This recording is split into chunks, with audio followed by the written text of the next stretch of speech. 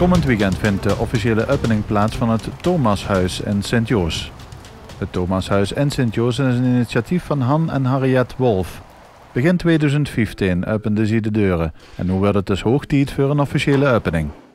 Het Thomashuis is begin van het vorig jaar. Zien de eerste stenen gelegd met de renovatie, moet ik zeggen. Het is gevestigd in een oude kloosterhof hier in Sint-Joost. En ze hebben ongeveer ruim een jaar die het nodig gaat om inderdaad dit te realiseren zoals het er nu staat. En dat betekent dat wij dus inderdaad vanuit Venlo, lets van het vorig jaar, verhuisd zien naar Sint-Joost en uiteindelijk op 15 januari de deuren hier hebben geopend voor onze eerste bewoners. In het Thomashuis van Han en Harriet wonen ze zelf samen met een aantal volwassenen met een verstandelijke beperking.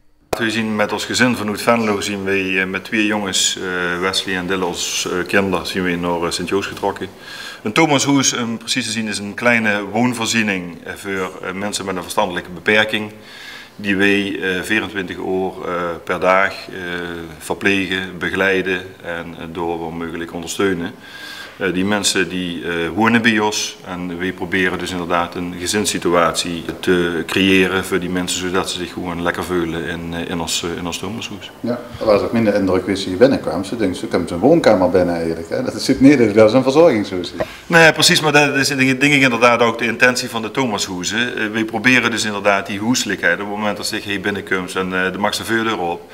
Ja, dan moesten ze zich eigenlijk thuis kunnen voelen. Zowel voor de bewoners als inderdaad ook voor de elders en voor de familie.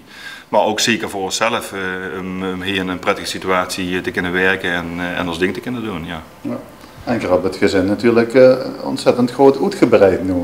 Dat moest ze maar delven dan, hè? Ja goed, het is natuurlijk inderdaad een uitdaging. We wisten inderdaad waar we min of meer een beetje aan begosten. Zeker omdat Harriet, mijn echtgenote, dus al 28 jaar in de zorg zit.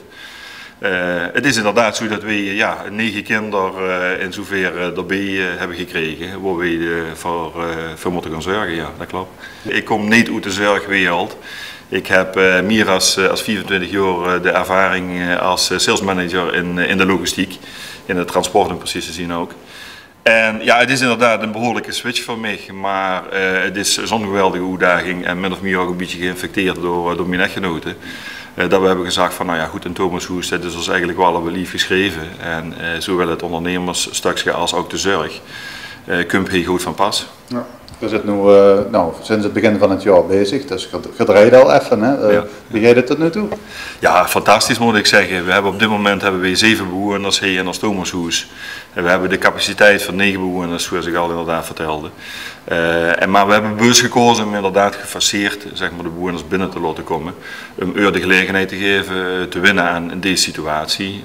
En wij uiteraard ook te winnen aan Het is denk ik nu het tijdstip ervoor om de officiële opening te laten plaatsvinden inderdaad, van ons Thomashuis.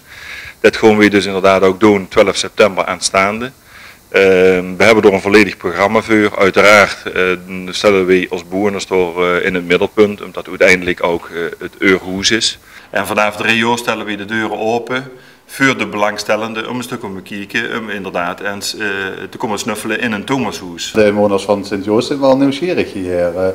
Komt dat ook door de ligging van het huis misschien wel? Het komt zeer zeker ook door de ligging van het huis, maar ik denk ook omdat het huis verweven is met Sint-Joost.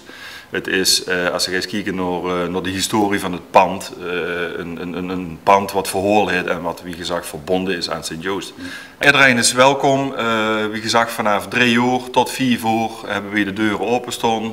Kan er een bakje koffie gedronken worden, kunnen ze rondkijken in het Thomashuis.